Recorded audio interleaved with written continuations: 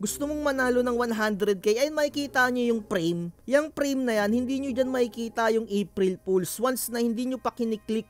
Yo, what's up mga tropa? So trending na trending ngayon etong si Taragis, yung nagpapa-challenge ng takoyaki, yung sobrang anghang etong si Taragis na to. So meron silang post netong April 1 na tungkol nga dito sa pagpapatato sa noo nung kanilang logo. So burado na yung pinaka-original post neto. Nakita na lang natin yung post na to dito kay Makagago. Ito nga yung post na makikita naman natin sa screen. Sabi dito, gusto mo manalo ng 100k? Ito yung challenge dito, no? Kunin mo ang logo ng Taragis tapos ipatato mo dito sa noo tapos mananalo ka daw ng 100,000. So parang ang nangyari, April Fools nga to, no? Bali ang parang mangyayari dito, clickbait yung post dahil dun sa pinakailalim, kung hindi mo siya ata siguro pipindutin, hindi mo makikita yung April Fools. Ibig sabihin no, yung joke lang yung mga nagaganap, hindi totoo. So dito nagpalabas sila ng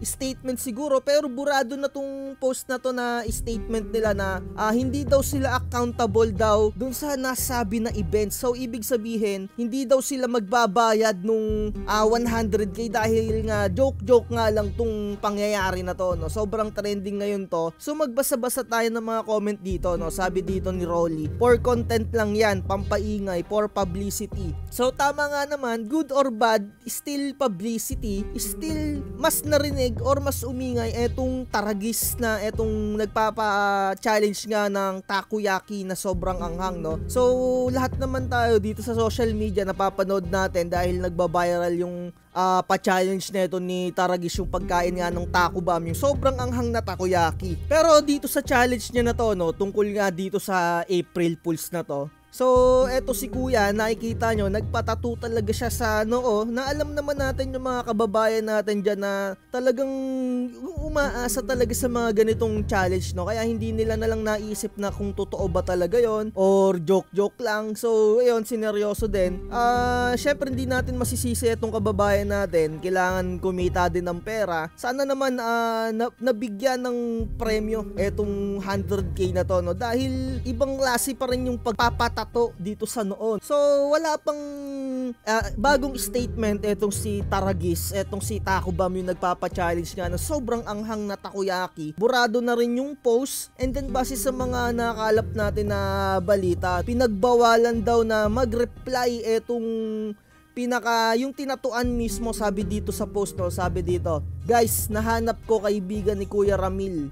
Yung pangalan nga pala nung natatuan, Ramil. Sabi dito, nahanap daw nila si Ramil, and then wag daw magbibigay ng GCash dahil nga syempre ang daming mga nagpapanggap na si Ramil or yung natatuan. Sabi nga din dito kasi bawal daw po pala daw silang mag-reply at mag-post, sabi ni Taragis. Kaya kung makikita nyo yung Facebook page neto ni Ramil, makikita nyo dito, ayan o, ito yung Facebook page na ito ni Ramil, ito yung natatuan sa noo, walang kahit anong statement din. Pinagbawalan daw na mag-react or kung ano-anong sabihin, di ba? So ganyan naman talaga yung mga business owners din na syempre alam mo naman may mga pera para hindi masyado din ma-damage yung company nila. Pero sana naman still accountable pa rin etong si Taragis sa mga pangyayari na to. Kasi nakakaawa naman etong si Ramil na nagpatato mismo sa noo. Siguro hindi niya nakita yung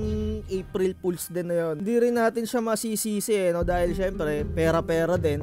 Marami na akong nakikita na gustong tumulong dito kay Ramil na nagsasuggest na libreng tattoo removal. May mga nagbigay na rin ng mga papremyo, and then gusto nila na ma-contact mismo si Ramil. Kasi nga ang daming mga nagpapanggap yung mga ganitong time, ang daming mga nagpapanggap na scammer dyan, no? So eto si Chismosa, ewan ko kung anong business neto, parang siguro pizza ata to. Bibigyan ata itong si Ramil ng 10,000, no? Yan, still good publicity pa rin, good para rin sa company nila, etong business nila na Chismosa, no? And then tulong na rin nila kay Ramil. Makikita natin dito sa Facebook na ito ni Ramil, itong natatuan sa mukha. Wala nga siyang kahit anong pahayag. No? Syempre natatakot din to, baka kung ano ring mangyari sa kanya, baka mabaliktad pa. Ayun. Pero for sure ako dito, malamang sa malamang baka binigyan din ng tulong to ni Taragis. Syempre, damage din sa company nila. Yung nangyari na to, ang daming mga hate comments dun sa Taragis page. Makikita nyo kung bibisitahin nyo yung Taragis page. Ito, mag-click tayo dito. Wala na kayong makikita kasi na yung original post no, makikita ka dito, puro mga hate comments na lang dahil nga doon sa statement nila na hindi daw sila accountable sa lahat daw ng nangyari. Pero for sure ako magkakaroon din to ng aregluhan no. Syempre, para hindi na masyado madamage itong company name nila. Dami nag-comment dito no, imbis na mag-sorry naglabas nga sila na hindi daw sila accountable. Makikita niyo naman dito sa mga comment dito. Ito pa, ang dami pa mga comment dito. Pag nakakita ako ng Taragis stall dito, pagtitripan din namin o order kami ng madami, di namin kukunin. Tapos sasabihin namin April Fools. So, ang dami mga nagko-comment na ganito. Ito, stop supporting this business, no? Ang dami, sobrang hate comment na yung marireceive neto ni Taragis, itong may-ari neto. Still nakaka-stress to, itong mga ganito mga comment na mababasa mo na bilang isa ang businessman, puro mga hate comments yung nakikita mo sa Facebook page mo. Grabe.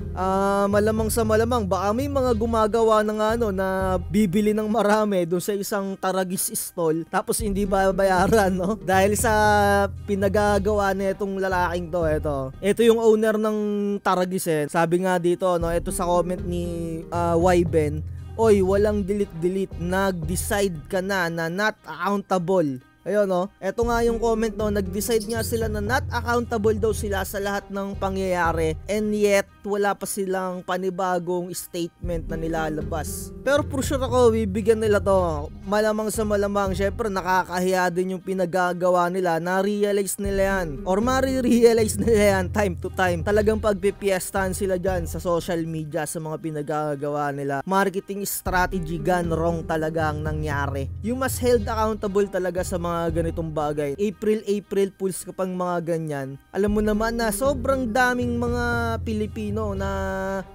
umaasa sa mga ganitong pa-challenge. Ganito kasi talaga ang nangyari dyan mga tropa sa tingin ko, no? Kasi hindi ko na makita yung pinaka-original post, no? Eto, ganito. Ang una mong makikita kapag sa Facebook mo ay, or dyan sa cellphone mo, pag nag-open ka ng Facebook, ganito. Kaya mo ba gawin para sa 100k? Ito yung sinasabi ko sa inyo. Gusto mong manalo ng 100k, ay makikita nyo yung frame. Yung frame na yan, hindi nyo dyan makikita yung April Fools. Once na hindi nyo pa kiniklik etong pinaka-logo na to, etong pinaka-design na yan. Kasi ang nangyari, yung April Fools, nandun pa sa pinaka-ilalim pa na part. Kapag kinlik mo pa yung post na to, ayun, no, kaya nga may nakalagay dito, no, click the photo for official rules, no? So, hanggat hindi mo kiniklik yan, hindi mo makikita tong April Fools. Siguro, etong si Kuya Ramil mo, syempre, na-tsempuan siguro na may tropa siya na nagtatato, maaari. Kaya nirekta-rekta na niya na magpatato sa noo. Syempre, 100,000 na yun eh. Palalampasin mo pa ba yun bilang isang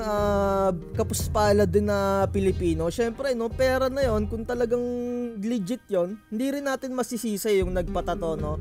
Sana maraming tumulong dito kay Kuya Muramil, and then sana maglabas din ng statement etong si Taragis Taco Bomb na to. So mamaya panoodin natin, 6 PM ata magkakaroon ng content dito si Idol Maagago. Ayan, panoorin natin, no? Sabi na ni Maagago dito, tindi ng aberya na ginawa ng Taragis sa tao na to. Kung ako sa may-ari nito, talagang bibigyan ko na lang talaga ng 100k. Ayun yan, sana binigyan niya na lang ng 100k, hindi yung naglabas pa siya ng statement na not accountable daw sila dun sa nangyari na to na issue. So, kayo ba mga tropa, anong comment nyo dito sa Taragis patato sa noo challenge? Like, share, and subscribe. Comment down below kung anong mga saloobin nyo dyan, no? Guys, eto nga pala yung tropa daw nung ni Ramil. Dito na lang siguro kayo mag-contact kung ano yung gusto nyong iparating dahil nga pinagbawalan daw na mag-comment-comment etong Ramil. Hindi ko alam kung bakit, no? Bye-bye.